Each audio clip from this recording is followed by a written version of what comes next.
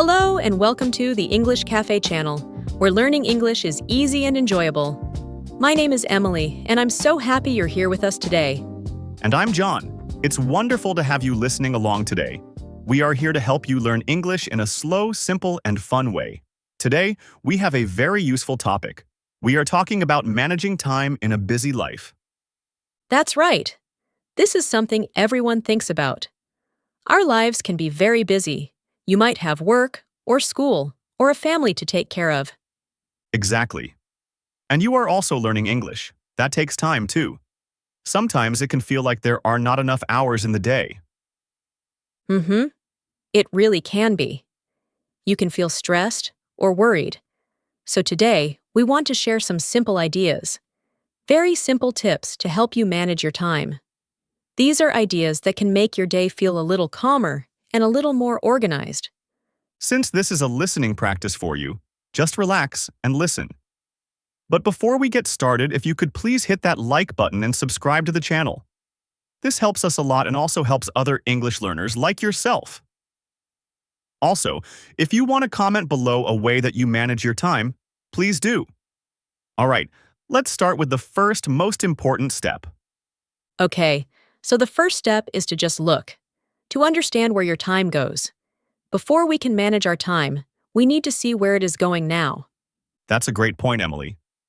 It's like with money. Before you make a budget, you need to see where you spend your money. It's the same with time. Exactly. So here's a simple thing you can do. For just one day, or maybe 2 days, write down what you do.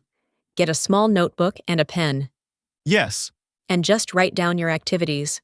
For example, 7 a.m., I wake up. 7:30 a.m., I eat breakfast. 8 a.m., I travel to work. You just write down the big things. right? It doesn't have to be perfect. You don't need to write every small detail, just a general idea.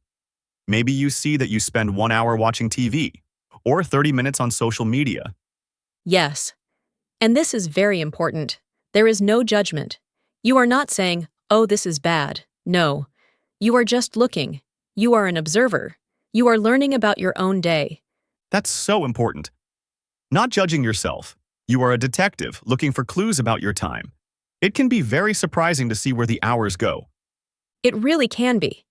Maybe you think you have no time to study English, but then you look at your list, and you see you have 30 minutes every day during your lunch break, or maybe 20 minutes before you go to sleep. Right? Finding those small pockets of time. So that's step 1. Just watch your time. Be aware. Okay, Emily, what is the next simple idea? The next idea is one many people know, but maybe they don't do it. It is making a to-do list. Ah, yes, the to-do list.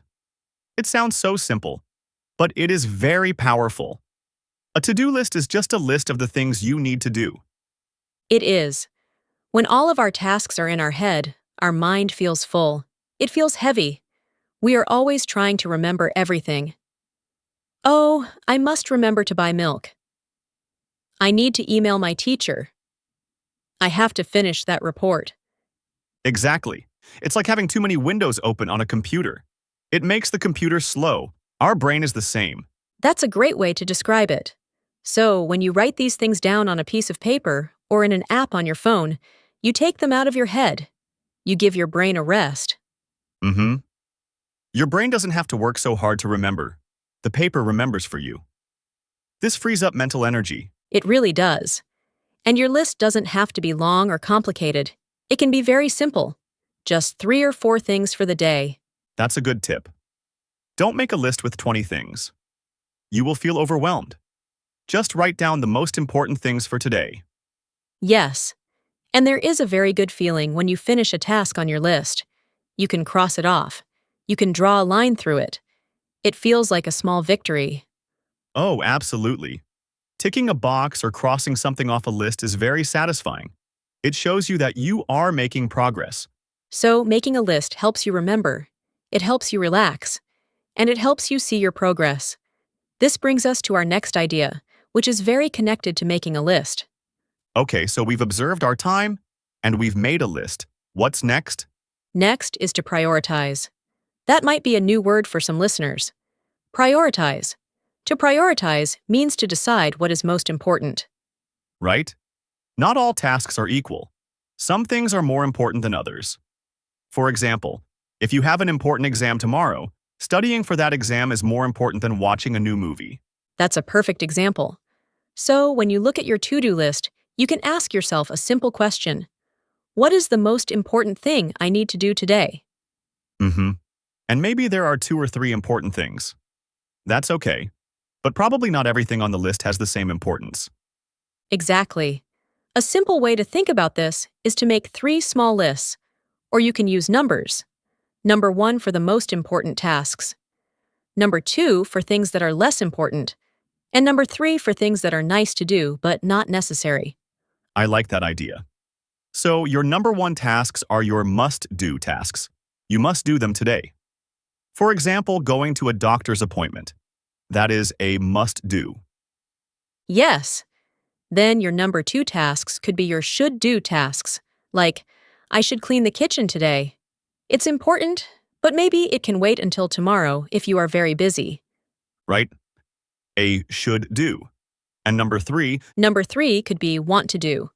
These are often fun things. I want to read my book for 30 minutes.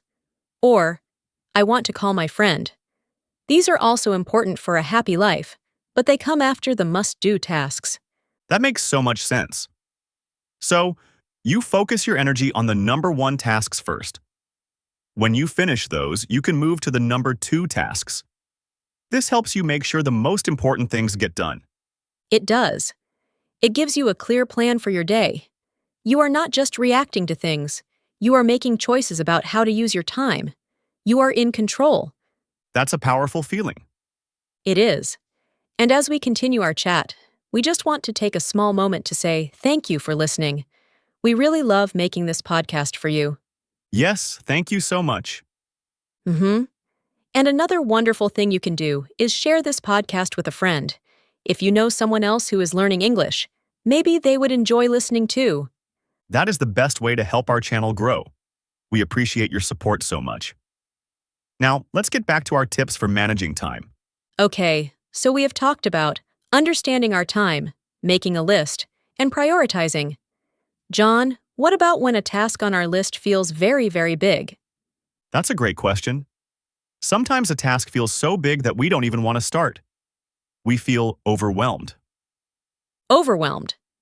Yes, that's a good word. It means the feeling of having too much to do. It's a heavy feeling, and it can make you want to do nothing at all. Right? For example, the task might be clean the entire house. When you think of that, you think of cleaning the kitchen, the bathroom, the bedrooms. It feels like too much work. So what is the solution? The solution is to break the big task into very small pieces. Very small, easy steps. Instead of clean the entire house, your task for today could be clean the kitchen counter. Just the counter. That's it. Exactly. That feels easy. You can do that in 10 minutes. And when you finish cleaning the counter, you feel good. You finished something. And that good feeling gives you energy. Maybe tomorrow your task is clean the kitchen sink. Another small step. After a week, you have cleaned the whole kitchen, one small piece at a time. This works for everything, even learning English. Learn English is a very big goal. It can feel overwhelming. Right. So you break it down. Your goal for today could be learn 5 new English words, or listen to this podcast for 10 minutes. Yes. Small, achievable steps. Achievable means something you can do. When you complete these small steps, you build confidence. You start to see that you can do it. That's the key. Confidence. Every small step is a success, and many small successes lead to big success over time. So if a task feels too big, just ask yourself, what is one small thing I can do right now? That is a wonderful question to ask. Now, John, when we are working hard on our tasks, even our small tasks, it's also important to do something else, and that is to rest. Yes. Taking breaks. This is so important. Sometimes we think that to be productive, we have to work with no stops. But our brains don't work like that. Our brains need rest. Imagine you are studying English for 2 hours with no break. After a while, you can't focus. The words don't go in. Totally. Your brain gets tired. A break is like a reset button. It helps your brain to rest and recharge its energy. And a break doesn't have to be long. It can be just 5 minutes. You can work for 25 minutes and then take a 5-minute break. This is a famous technique. Right? During your 5-minute break, you can stand up and stretch. Or you can get a glass of water. Or just look out the window. Yes, anything that is different from your task. Don't check your emails or social media on your break. That is not restful for your brain. It's just a different kind of work. That's a very good point. A real break means stepping away from screens. Maybe listen to a song or close your eyes for a few moments. When you come back to your task after a short break, you will feel fresher. You will have more focus and more energy. So, taking breaks is not lazy. It's a smart way to work. It is. It helps you work better, not harder. You can get more done in less time because your focus is better. Okay, so we have another idea to share, and this one can be difficult for many people. It is about the power of saying no. Ah, yes. This is a hard one. Many of us are very kind. We want to help other people. So when someone asks us for help or asks us to do something, we always say yes. We do, and helping others is a wonderful thing. But we have to remember that our time is limited. We only have 24 hours in a day. We cannot do everything. Right. If you say yes to every request, you might find that you have no time for your own important tasks, no time for your must-do list. And then you feel stressed and resentful. So it is important to learn how to say no sometimes. You can say it in a polite and kind way. Mm-hmm. Can you give an example, Emily? Of course. Imagine a colleague at work asks you to help with their project, but you are very busy with your own work. You could say something like, "Thank you for asking me. I would love to help, but I cannot right now. I have a very important deadline." That's very clear and polite. You are not being unkind. You are just being honest about your time and your priorities. Exactly. Remember, when you say no to one thing, you are saying yes to something else. You are saying yes to your own important work. You are saying yes to your family time. You are saying yes to your English study. That's a very positive way to think about it. Protecting your time is not selfish. It is necessary for your well-being and for achieving your goals. It is. It takes practice, but it is a very important skill for managing your time in a busy life. So, we've talked about a lot of ideas. Let's think about how to put them all together. Okay, putting it all together. How can we do that? A good way is to create a simple routine. A routine is a series of actions that you do regularly, in the same order. Right? Like a morning routine or an evening routine. Having a routine can help you start and end your day in a calm, organized way. It saves you from having to think too much about what to do next. Yes. For example, a simple evening routine could be to take 5 minutes before you go to sleep to make your to-do list for the next day. That is a fantastic idea. Because then, when you wake up in the morning, you already know what is important for the day. You don't have to use your morning energy to plan. You can just start. And a morning routine could be wake up, drink a glass of water, and then look at your list. Maybe you can do one small important task before you even have breakfast, like studying your 5 English words for the day. Starting the day with a small success. That sets a positive tone for the rest of the day. A routine doesn't have to be rigid or perfect. It's just a guide. A helper for your day. It's a helper. That's a lovely way to think about it. It's a tool to make your life feel a little easier, not a rule to make your life harder. So, it seems we have covered a lot of ground today, Emily. Many simple but powerful ideas. We have. Let's slowly review the main points for our listeners. Let's do a quick summary of what we talked about. Great idea. First, we talked about starting with understanding, just watching and seeing where your time goes, without any judgment. Right? Being a time detective. Then we talked about the power of making a to-do list.